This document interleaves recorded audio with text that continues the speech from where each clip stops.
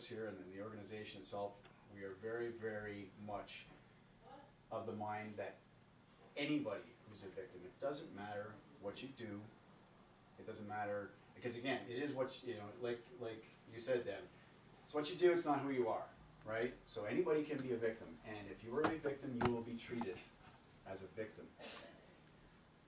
And that's the way we look at this, and that's the way it should always have been and should always be. So when I talk about human trafficking, a lot of people think of the movies and they think of international and third world countries, and yeah, it happens there, but let me tell you, it happens here too. And the problem is, domestic human trafficking is very prevalent. Domestic human trafficking is the pimp and prostitute subculture. If someone is manipulating you, if someone is exploiting you, if someone is threatening you or using violence, that's human trafficking. And it's I call it a ghost crime because it's not designed to be out in the public eye. Pimps don't want you to understand that it's wrong. So we have a project out there and we're trying to get community awareness. It is not something that we can destroy on our own. We need a community partnership. We're always open to that, and that's why when Deb contacted me, yes, definitely interested. Because like I said, if you're a victim, and you will be treated as such. Doesn't matter where you're from, where you work, what you're doing. If someone is victimizing you, we definitely want to know and we want to help. And even if it's not just, if it's not a pimp, if somebody, you know, if a John hurts you, yes, we want to know and we want to investigate that. We don't want violent people out there, you know, walking around free. Okay, the Johns are just as guilty as anybody else. The internet has made it far too easy, but the street workers can be victimized just as easily.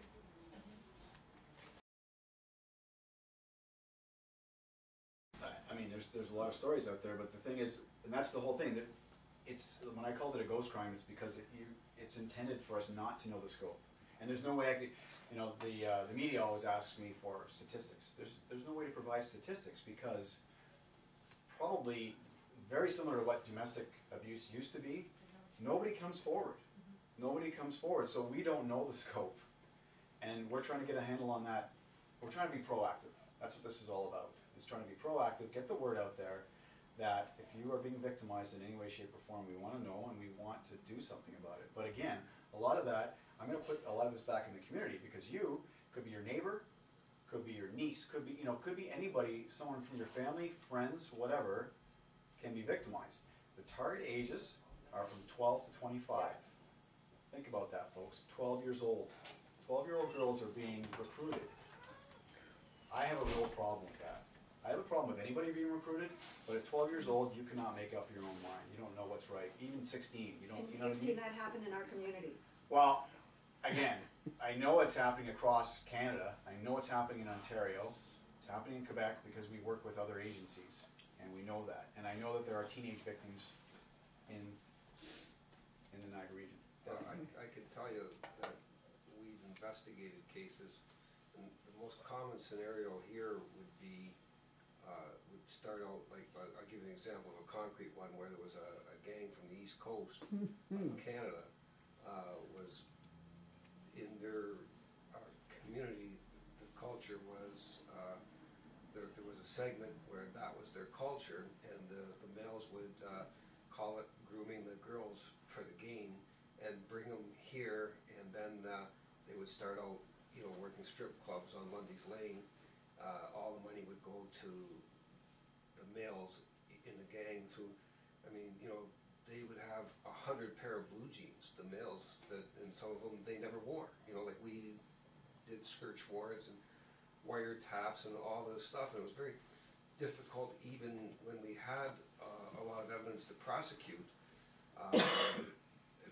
because of the I don't know what if you want to call it the Stockholm effect or what you want to call it, but the girls felt loyalty to the very people that had no care for the girls at all. So it does happen. We've investigated and prosecuted at least 3 times in recent memory, and anytime it comes forward, we dig into it as deep as we can. And Cliff's bang on. The thing is, what you have to remember is you get all the external evidence. However, if you don't have a victim willing to testify,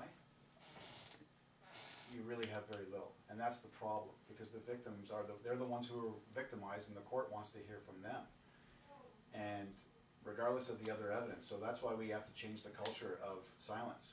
We have to change the culture, show the victims that we are willing to stand by them and bring it forward. And we've done a lot of training. We've trained the Crown attorneys, trained the investigators, trained our frontline police on what to look for, and we are changing that culture, and I think that's very important. I think also, when we started Stars Niagara, any volunteers here from when we first started, Samantha, what we were noticing, and this is the part that we're mindful of, is the adult women, when the youth were coming into the drop-in, were recruiting the youth, and we were watching the young women go back out, turn a trick, come back in and leave with the older women.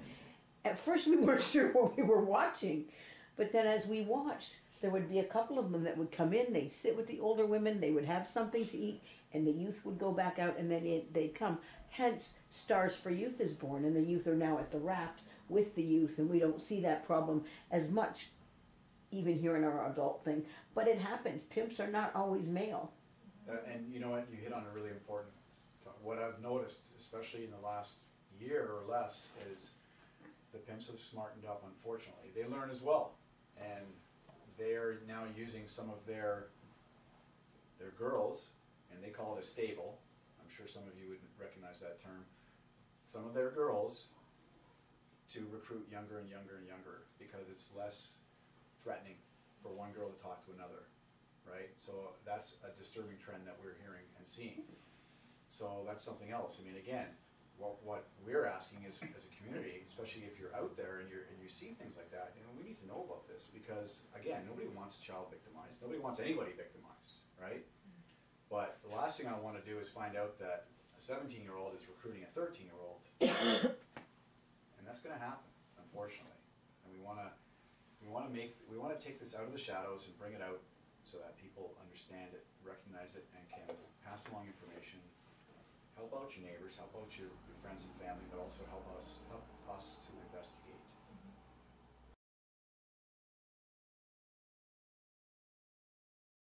That's very true. In many cases, we know that they take the ID, and they leave the girls with only working clothes, basically, things like that.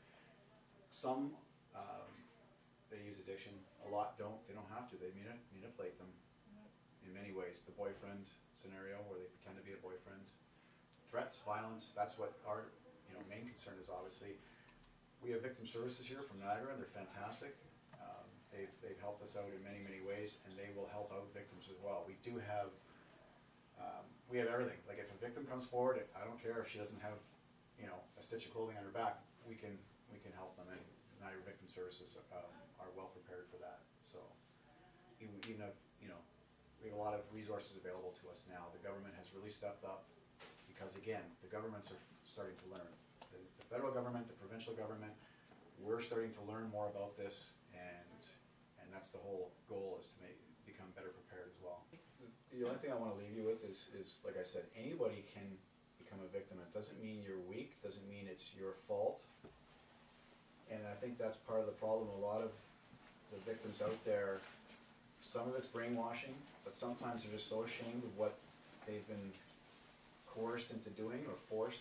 And like I said, what I would like to see is that them get beyond that, because I will not judge you for what you've done, especially if somebody was forcing you to do it, or threatening you, or even manipulating you.